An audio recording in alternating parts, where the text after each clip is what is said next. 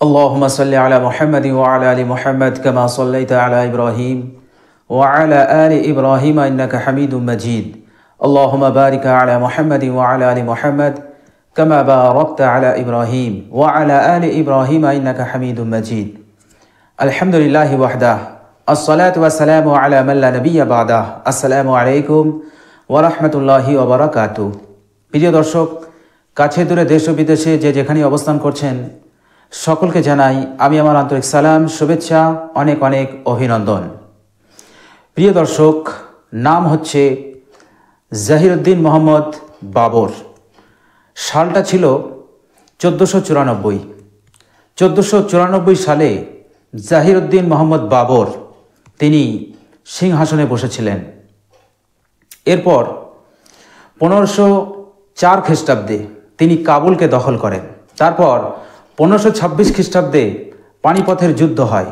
পানিপথের যুদ্ধে মোহাম্মদ বাবর শত্রুপক্ষকে পরাজিত করে তিনি জয়কে ছিনিয়ে নিয়ে আসেন। এরপর তিনি দিল্লির সিংহাসনকে দখল করেন এবং মুঘল সাম্রাজ্যকে তিনি প্রতিষ্ঠিত করেন। এরপর 1527 খ্রিস্টাব্দে তিনি অযোধ্যাকে নিয়ন্ত্রণ করেন, অর্থাৎ তিনি তেনার যে সেনাপতি ছিলেন তেনার নাম হচ্ছে মীর বাকি। তো মীর বাকির মাধ্যমে সেনাপতি মীর বাকির মাধ্যমে অযোধ্যাকে নিয়ন্ত্রণ করেন। এরপর মীর বাকি 1528 খ্রিস্টাব্দে বাবরের নামে 3 গম্বুজ বিশিষ্ট একটি মসজিদ নির্মাণ করেছিলেন, যার নাম বাবরি মসজিদ বলে আমরা চিনি।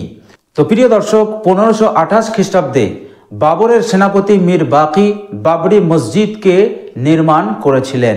এরপর 100 বছর, 200 বছর, 300 বছর পার হয়ে গেল, কোনো বিতর্ক ছিল না, কোনো আইনি লড়াই ছিল না। যখন 1885 সাল এলো, 1885 সালে শুরু হলো বিতর্ক এবং আইনি লড়াই। বিতর্ক এবং আইনি লড়াই শুরু হলো 1885 সাল থেকে। তার মানে 357 বছর ধরে দাঁড়িয়ে বাবরি মসজিদ অযোধ্যাতে কোনো বিতর্ক নয়, কোনো আইনি লড়াই ছিল না।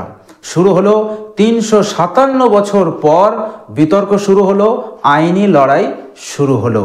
এরপর আইনি লড়াই বিতর্ক চলতে চলতে চলতে যারা কুচক্রান্তকারী ছিলেন তারা ভেতরে ভেতরে একটা নীল নকশা তৈরি করলেন। এই নীল নকশা তৈরি করার পর নীল নকশা অনুযায়ী 1992 সালে 6 ডিসেম্বর তারা 1.5 লক্ষ কর সেবকদেরকে নিয়ে তারা শোভাযাত্রা শুরু করলো। তারপর 1992 সালের 6 ডিসেম্বর শোভাযাত্রায় তারা এমন উত্তেজনাপূর্ণ বায়ান দিল, বক্তব্য দিল, সেই বায়ান বক্তব্যে জনগণ উত্তেজিত হয়ে, কর সেবকরা উত্তেজিত হয়ে তারা দুপুর 12টার সময় বাবরি মসজিদে হামলা শুরু করলো। দুপুর 12টার সময় তারা গম্বুজে উঠে শাবল দিয়ে, হাতুড়ি দিয়ে তারা গম্বুজকে ভাঙতে আরম্ভ করলো, বাবরি মসজিদকে ভাঙতে আরম্ভ করলো। কয়েক ঘন্টার মধ্যে বাবরি মসজিদের গম্বুজকে তারা মাটির সঙ্গে মিশিয়ে দিল। 1992 সাল 6 ডিসেম্বরের ওই দিনটি ভারতবর্ষের সমস্ত মুসলমানদের হৃদয়কে তারা ক্ষত বিক্ষত করে দিয়েছিল। মুসলমানরা ঘরে বসে থাকতে পারেনি, তারা আবেগে মহব্বতে, মসজিদের মহব্বতে তারা ঘর থেকে বেরিয়ে পড়েছিল।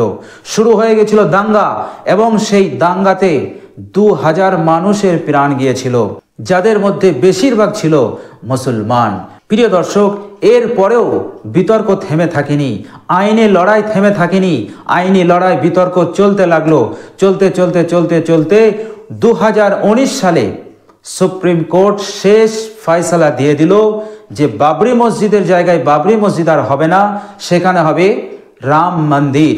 আর মুসলমানদের জন্য দেওয়া হবে 5 একর জায়গা, ওখান থেকে কিছুটা দূরে যেখানে বাবরি মসজিদ, সেখান থেকে কয়েক কিলোমিটার দূরে 5 একর জায়গা দেওয়া হবে মুসলমানদেরকে মসজিদ বানানোর জন্য। এটা শেষ ফয়সালা দিল সুপ্রিম কোর্ট 2019 সালে। ভারতবর্ষের মুসলমান সুপ্রিম কোর্টের রায়কে মেনে নিল। তারা কোনো বাগ বিতণ্ডাতে যায়নি, কোনো হাঙ্গামাতে যায়নি, কোনো দাঙ্গাতে যায়নি, কারণ ভারতবর্ষের মুসলমান সাম্প্রদায়িক সম্প্রীতিকে অক্ষুণ্ণ রাখার জন্য তারা প্রাণ দিতেও প্রস্তুত। এই জন্যে সুপ্রিম কোর্টের রায়কে তারা মেনে নিল এবং ভারতবর্ষের সংবিধানকে ভারতবর্ষের মুসলমান অত্যন্ত শ্রদ্ধার চোখে দেখে, অত্যন্ত সম্মানের চোখে দেখে। সুতরাং সংবিধানকে মাথায় রেখে সংবিধানের প্রতি শ্রদ্ধা সম্মান দিয়ে তারা সুপ্রিম কোর্টের রায়কে মেনে নিয়েছিল। কোনো রকম বাক বিতণ্ডাতে তারা জড়ায়নি। এটাই ছিল ভারতবর্ষের মুসলমানদের সহিষ্ণুতার পরিচয়। ভারতবর্ষের মুসলমান সেদিন সহিষ্ণুতার পরিচয় তারা দিয়েছিল। কিন্তু ভারতবর্ষের মুসলমান আশা ছাড়েনি। তারা এখনো আশান্বিত হয়ে আছে। তারা জানে, বিশ্বাস করে যে দুনিয়ার বিচারটাই শেষ বিচার নয়, দুনিয়ার বিচারটা চূড়ান্ত বিচার নয়। এই বিচারের পরেও আরেকটা বিচার আছে। সেই বিচারটাই হচ্ছে চূড়ান্ত বিচার। আর সেই বিচারের দিনে যিনি বিচারক হবেন তিনি হবেন রব্বুল আলামিন, সারা জাহানের যিনি প্রতিপালক, সেই আল্লাহ সুবহানাহু ওয়া তাআলা সেদিন বিচার করবেন। এই বাবরি মসজিদের মামলা সেই চূড়ান্ত বিচারের দিনে ভারতবর্ষের মুসলমান এই বাবরি মসজিদের মামলা আল্লাহর হাতে সেদিন দেবে। আর আল্লাহ সুবহানাহু ওয়া তাআলা সেদিন ফায়সালা করবেন। আর মুসলমানরা বিশ্বাস করে সেদিন ফায়সালা বাবরি মসজিদের পক্ষেই হবে, মুসলমানদের পক্ষেই আল্লাহ সুবহানাহু ওয়া তাআলা ফায়সালা দেবেন। এই জন্য ভারতবর্ষের মুসলমান টোটাল বিষয়টাকে আল্লাহর উপরে ছেড়ে দিয়েছেন। কেননা ভারতবর্ষের মুসলমান জানে আল্লাহ সুবহানাহু ওয়া তাআলার বিধান হচ্ছে পৃথিবীর যে ভূখণ্ডটা মসজিদের জন্য ওয়াকফ হয়ে যাবে সেই ভূখণ্ডটা পৃথিবীর কোনো শক্তির হস্তক্ষেপ করার কোনো অধিকার নেই। আল্লাহ সুবহানাহু ওয়া তাআলা এমনিতেই পৃথিবীকে ব্যবহার করার জন্য সৃষ্টি করেছেন। আল্লাহ পাক বলেছেন, হুয়াল্লাযী খালাকা লাকুম মা ফিল আরদি জামিআ, তোমাদের জন্য পৃথিবীতে আমি যা কিছু সৃষ্টি করেছি সব তোমাদের ব্যবহারের জন্য, তোমাদের উপকারের জন্য। আল্লাহ সুবহানাহু ওয়া তাআলা বলছেন, আল্লাযী জাআলা লাকুমুল আরদা ফিরাশা, আমি পৃথিবীকে তোমাদের জন্য বিছানা স্বরূপ বানিয়েছি। সুতরাং পৃথিবীকে ব্যবহার করো, ইচ্ছা মতন ব্যবহার করো। তোমরা পৃথিবীর জমিনকে ক্রয় করো। 1 বিঘের জায়গায় 2 বিঘে কেন? 1 একরের জায়গায় 5 একর কেন? 1000 একর কেন? কোটি কোটি টাকা ব্যয় করে জমিনের উপরে তোমরা বিল্ডিং বানাও। ইসলামের কোনো আপত্তি নেই। আল্লাহ সুবহানাহু ওয়া তাআলা সুযোগ আমাদেরকে দিয়েছেন, পৃথিবীর মানুষকে দিয়েছেন। কিন্তু পৃথিবীর মধ্যে যে ভূখণ্ডটা আল্লাহ সুবহানাহু ওয়া তাআলার মসজিদের জন্য, আল্লাহ সুবহানাহু ওয়া তাআলার ঘরের জন্য ওয়াকফ হয়ে যাবে, আল্লাহ পাক বলেছেন ওই ভূখণ্ডতে তোমরা কোনো রকমভাবে হস্তক্ষেপ করতে পারবে না। পৃথিবীর কোনো শক্তি সেই ভূখণ্ডের উপরে হস্তক্ষেপ করার কোনো অধিকার রাখে না। কোটি কোটি ডলার ব্যয় করেও তুমি ওই ভূখণ্ডতে হস্তক্ষেপ করতে পারবে না। এটা হচ্ছে আল্লাহ সুবহানাহু ওয়া তাআলার বিধান। বাকি তুমি পৃথিবীতে যা খুশি তাই করো। তুমি হাজার হাজার বিঘে, হাজার হাজার একর জমিন খরিদ করো, ক্রয় করো, বিল্ডিং বানাও, মার্কেট বানাও, কোনো আপত্তি নেই। কিন্তু যে ভূখণ্ডটা আল্লাহর জন্য ওয়াকফ হয়েছে, আল্লাহর ঘর তৈরি হয়ে গেছে, মসজিদ তৈরি হয়ে গেছে, সেই ভূখণ্ডতে তুমি কোটি কোটি ডলার ব্যয় করেও তুমি সেখানে হস্তক্ষেপ করার কোনো অধিকার রাখো না। এটা আল্লাহ সুবহানাহু ওয়া তাআলার বিধান। সুতরাং বাবরি মসজিদ নির্মাণ হলো 1528 খ্রিস্টাব্দে। 357 বছর ধরে বাবরি মসজিদ রইল। আর 1885 সালে বিতর্ক আইনি লড়াই শুরু হলো এবং 1992 সালে বাবরি মসজিদকে ধ্বংস করা হলো।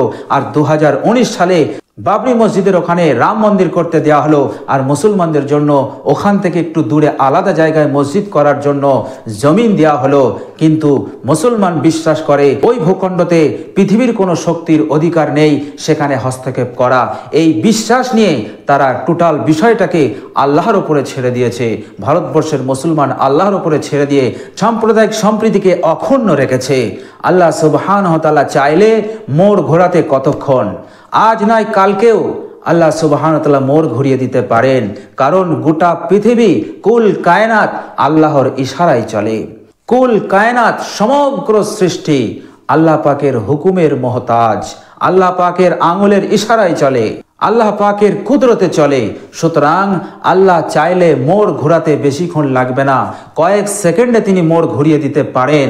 এই বিশ্বাস মুসলমানদের অন্তরে আছে। তো প্রিয় দর্শক, বাবরি মসজিদ যে ভূখণ্ডে ছিল ওই ভূখণ্ডটা মসজিদের জন্যই নির্দিষ্ট হয়ে আছে আর আগামীতেও থাকবে। চাই দুনিয়ার মানুষ সেখানে যাই করুক না কেন, আল্লাহর বিধান বলছে ওই ভূখণ্ডটা মসজিদের জন্যই নির্দিষ্ট। ওখানে পৃথিবীর কোনো শক্তির হস্তক্ষেপ করার কোনো অধিকার নেই। তো প্রিয় দর্শক, আমরা এখনো বিশ্বাস করি ওই ভূখণ্ডটা মসজিদেরই ভূখণ্ড এবং কিয়ামত পর্যন্ত ওই ভূখণ্ড মসজিদের জন্যই থাকবে। বলুন সুবহানাল্লাহ।